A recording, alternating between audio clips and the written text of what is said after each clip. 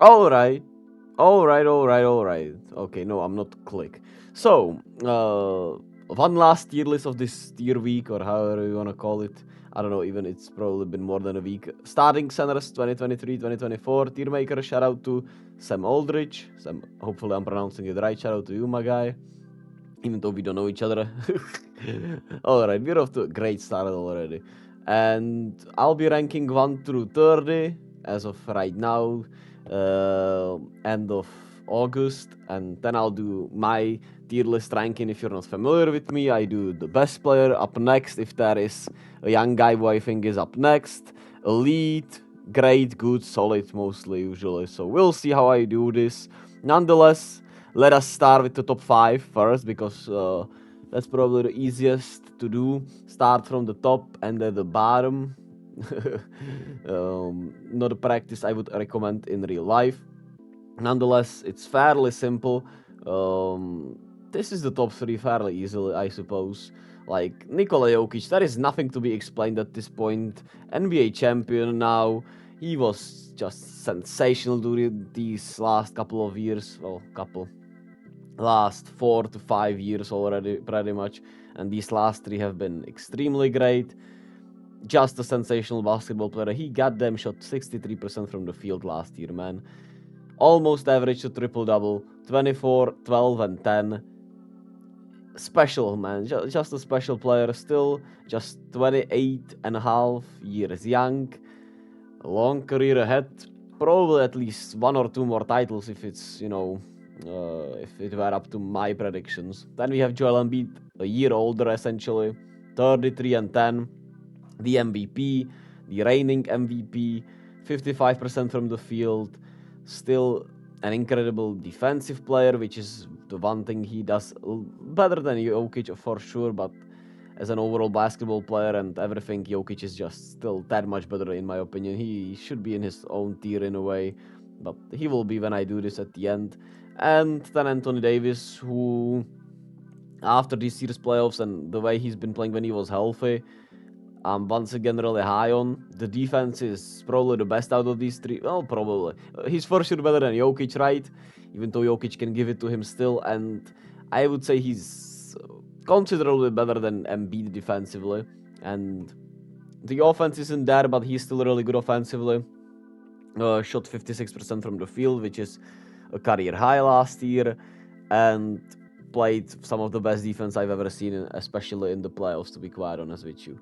So that's the top 3 fairly easily sorted out. And now it will get a little tougher. So who will finish out the top 5? Bam, Jared Allen, DeAndre Ayton. No. Rudy Gobert, of course, could be around that conversation, even though he had a really bad year. Brook Lopez is a top 10 center. And yeah, it's actually fairly a huge drop off from the top 3 when you think about it. So now it's once again up to preference. I guess I'll put Bam as the number 4 guy. Done it multiple times in the playoffs. The 3-point shot is of course not there, but the free throw shooting is at 80% rate, which is great. 54% from the field, 21 and 10 almost. He is one of the best defenders in the NBA, also one of the most versatile defenders. So I guess I'll put him 4th in good faith. And now it's truly up to preference. Do you prefer Rudy Gobert and his defense, even though he has been a little exposed? Exposed is a weird word. Even though he's been a little off. Still 13 and 12. Averaged 2.1, 1.4 blocks per game, which is the lowest in his career besides his rookie year, which has been intriguing. Like, I still like Rudy Gobert, but I don't think he... was he better than Brook Lopez this year? That's the real question, right? Heading into the year, Brook Lopez, 16 points per game, 7 rebounds, 53% from the field, 37% from the 3-point line.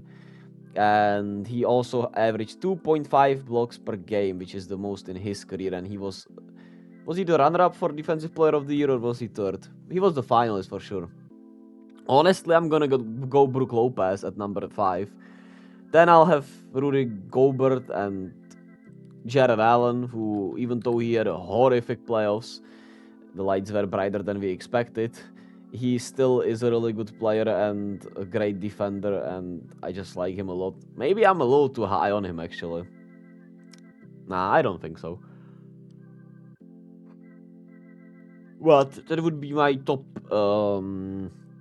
7 as of right now. Oh, goddamn. Alright. We'll have to rearrange. I forgot about Sabonis. Sabonis is number 4. I didn't see him there. I didn't realize he's there. Yeah, Sabonis belongs in the top 5. And he's number 4. And now it looks much better. I thought I was forgetting somebody, man. And now it's just preference at the end of the day. So, can't rank Chet that high, even though I think he's gonna be really good. Wemby, of course, those are 2 players that I'm very high to be top 10 very soon, but can't rank them there as of right now. And then you have a lot of these players that I ranked good in my top 100 players list, or whatever it was. Depends what you prefer. Ayton averaged 18 and 10, 59% from the field, but he is certainly one of the weirder players. Vucevic is a good offensive player, not as great as he was, really bad defensively. I would say Ayton is better defensively, and then you have these sort of like great role players, right? Jakob Poeltl, Nick Claxton, Jalen Duren, Al Horford, Walker Kessler, Kevin Looney, Miles Turner, Jonas Valanciunas, Wendell Carter, Ivica Zubac. All of these are good players. Now it's up to you who you would prefer the most at the end of the day. And Steven Adams, I forgot about him. So, who am I gonna finish off this top 10 with? I have to put Ayton there. He's still top 10 center in my opinion. And do I go with Vucevic because of his offense? Even though I just, don't love him for the Bulls, especially. I don't think it's a good fit with DeMar and Zach LaVine. Nonetheless, he's still a really good NBA player. Or do I go with a Miles Turner, for example, who is a great block? He puts up a lot of great block numbers. He's a good defender, of course. He blocked 2.3, had 2.3 blocks per game last year, which is one of the lower counts of his career, but still finally played once again 62 games. He's been, pretty injury prone. Shot 37% from the 3-point line, 55% from the field. Or do I put Jonas Valanciunas there? Or do I put Nick Claxton there because of the defense? Or do I put Kevin Looney there because I'm a Warriors fan and he's severely underrated? I don't know, man. I guess I like Miles Turner there, honestly. And then Vucevic. Vucevic at 11, Valanciunas at 12, even though he's once again... The center position is kind of weird because Valanciunas and Vucevic and Ayton in some shape or form, I think are a little, weirdly valuable because they're clearly like the better offensive players than a lot of these Jakob Poeltl type players, right? Jakob Poeltl, Steven Adams, Nick Claxton, Kevin Looney, Walker Kessler, Al Horford and stuff, but if you were to add it to a championship team, would you rather have a Vucevic or a Kevin Looney or a Nick Claxton or a Jakob Poeltl? I don't know, man. I think it's a really good question, actually. Once again, of course, depends on the fit. If you were able to sneak Vucevic with the Warriors, could he do better than Looney? Maybe, because of Draymond's presence, but Looney's defensive presence is also why the Warriors are so great, right? It's depends what you prefer, but I'm gonna put them ahead right now. Not Valanciunas, to be fair. I'm gonna put Vucevic there. I think he deserves it based on reputation a little bit still. But Valanciunas is kinda... This is actually way tougher than I thought it'd be, because I feel like in this 11 to 20 range, essentially from the 9 spot, it's truly just about preference and who you think, who you think, and just what you prefer in terms of a playstyle. And there are also a lot of similar type role players center-wise that you're like, who's better actually, right? Stats don't define the story with them, so Kevon Looney, man. Let me see the stats. Kevon Looney averaged 7 and 9.3 rebounds, 2.5 assists, 63% from the field, played all 82 games, which can be undervalued. And I don't know, man. I feel like Loon deserves to be up here, man. Is he better than a Jakob Poeltl, per se? When we compare Jakob Poeltl to him, Jakob Poeltl shot 62% from the field, essentially 63. Played 72 games, 12.5 points. He does better point-wise, but assists and rebounds are pretty much similar. He does more steal-wise and block-wise. But would I say he's a better basketball player? I don't know. Like, I feel like Kevon Looney's stats just don't tell the whole story, man. He's just that special, but to be fair, Jakob Poeltl would probably do really well also with what we do. But I mean, Kevon Looney, man, he's such a dog. And in the playoffs, he turned it up once again, even though he had a rough series against the Lakers in a way. But against the Kings, man, those rebounding stats, good grief almighty. In that Kings series, he averaged 15 rebounds, which I can see Jakob Poeltl doing, man.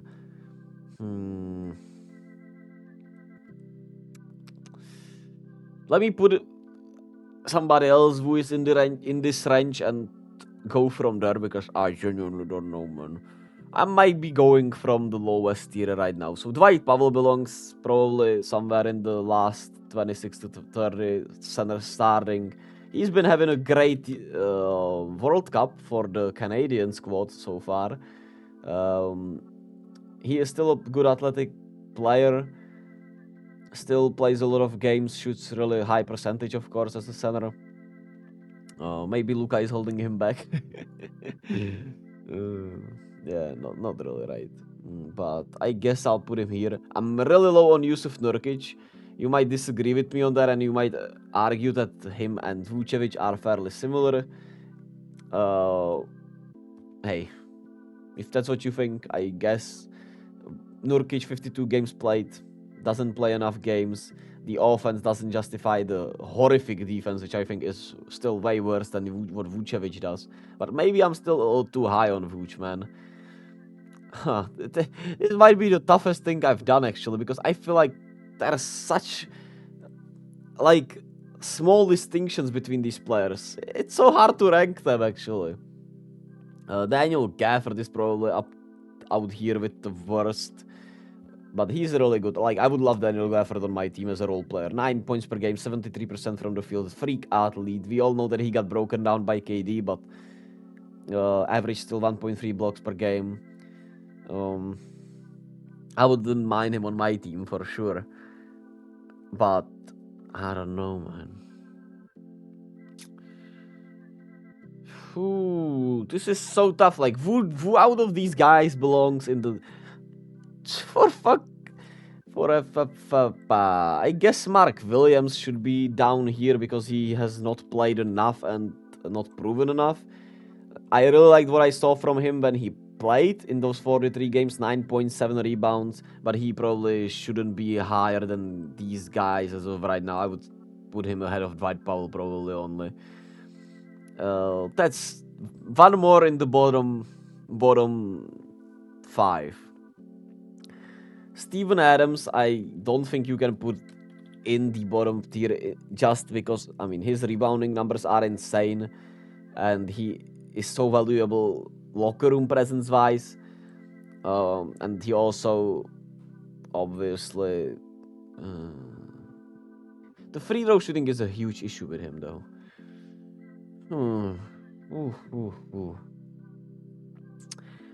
This is so tough, actually. Why am I doing this even? I don't know. It's so fun while being so frustrating at the same time. Like, I don't know, man.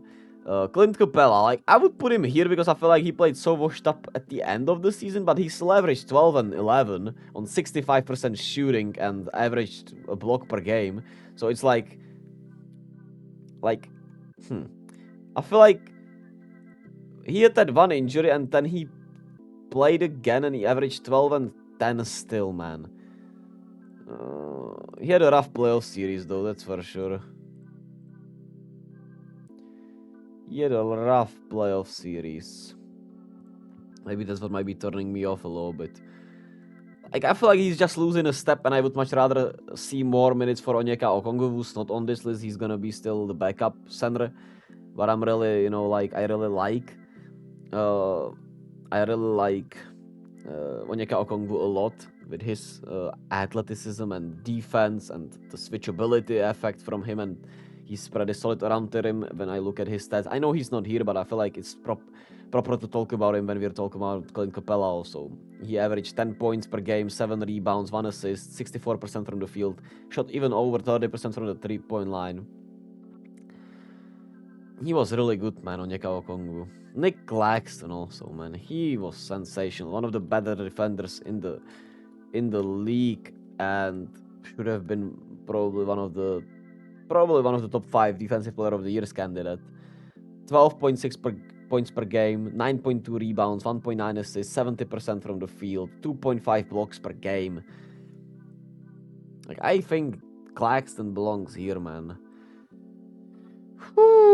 Jalen Duren, another player I'm really high on, and this is where it might be my bias towards the younger player here, because he obviously averages way worse stats, well, way worse. He averages less points, less rebounds, shot better than Clint Capella, less blocks, less steals, but I just like him a little more, and I mean, also, he played a really good summer league, which helps because I have it on my mind since that's one of the last things I watched in basketball. I haven't seen Clint Capella since that Heat series where he was fairly mediocre, right?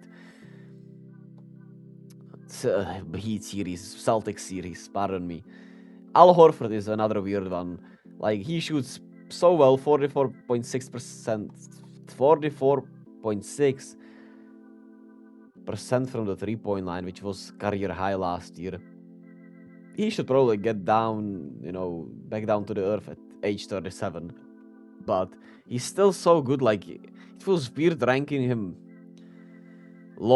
this low. Like, to be quite honest with you, the only players I do not love in terms of, centers, like, love, onto your team is Rudy Gobert in a way for a variety of reasons, but I think with the right system he's still gonna be really good. Ayton because of the attitude issues, but I would still believe in him if you were to get everything right around him. I don't know, man. Ayton is also a weird one. Vucevic because of the defense, Nurkic because of his defense, and Dwight Powell just, is one of the weird players here, but I still wouldn't mind him on my roster, just not as a starting center. So it's really hard to rank them because I rate them all fairly highly in terms of, their value in the NBA. Volker Kessler, another intriguing player. He essentially replaced Rudy Gobert defensively. 9.2 points, 8.4 rebounds, 72% from the field, average 2.3 blocks per game. Once again, what do you value more? Probably in the 16-20 range, I suppose. Mitchell Robinson, another weird player. He played sensationally in the playoffs against the Twin Towers in Mobley and Jared Allen. 7.4 points, 9.4 rebounds, 67% from the field, 1.8 blocks. Still concerns about his injury stuff, but when he plays, he's really good. Man, I don't know. Alperen Şengün might be the most controversial take because a lot of people are high on him, and I do not underestimate his offensive potential. But I don't know, man. I don't feel like he can be another Jokic. 15 points per game, 9 rebounds, 4 assists, 2.6 turnovers also. Horrible defensively, like way worse than Jokic is. Of course, right now Jokic also was really bad, but I don't think he was ever this bad defensively. Maybe I'm tripping, but I don't feel like he's been ever this bad. But where do I put him? I feel like it's a crime to put him here, but I just do not rate him over these guys because of their overall presence. Like Wendell Carter Jr., man. So, he averaged 36% from the three-point line on 3.9 attempts, which is the highest of his career. Still, a little injury concerns, but I think he's really great. Well, great feels a little too high, but really good. And I like him more than Şengün, man, if he stays healthy. But I don't think I like Mitchell Robinson more than Şengün. But I don't think... this is so bad, man. Like, I don't think any of these players deserves to be in the lowest ranking, man. Ivica Zubac, 10.8, 10.8 points per game, 10 rebounds, 64% from the field, averaged 1.3 blocks per game. He's once again another one of these just so solid and so good facilitators, like role facilitators, right? He just does what you ask him to do really well, man.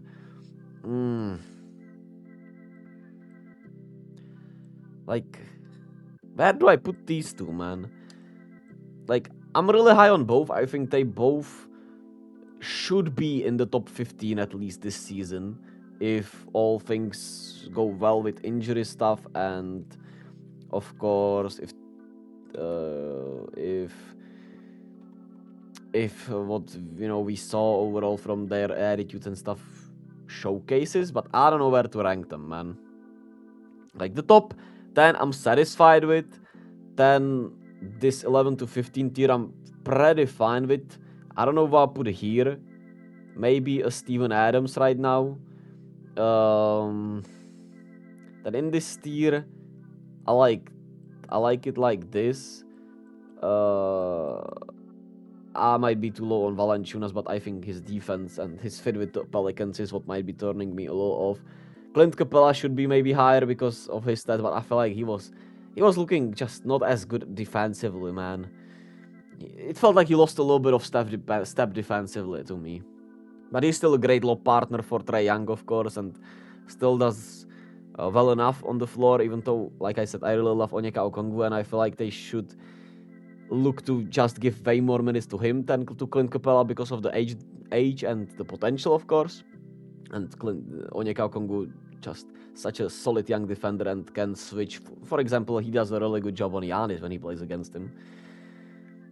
Maybe I should go at Jalen Duren a little lower, even though he played. So you might argue he should be like here, and I'll give Wemby here, because I don't think he'll be worse than these, and Chet here, because I feel like he'll be better than Chet. Or do I just give them both here, because I don't know where to rank them at this point, because we have not seen them prove their value. But it also feels like a crime. I feel like they'll be better than this, right? But we have not seen them.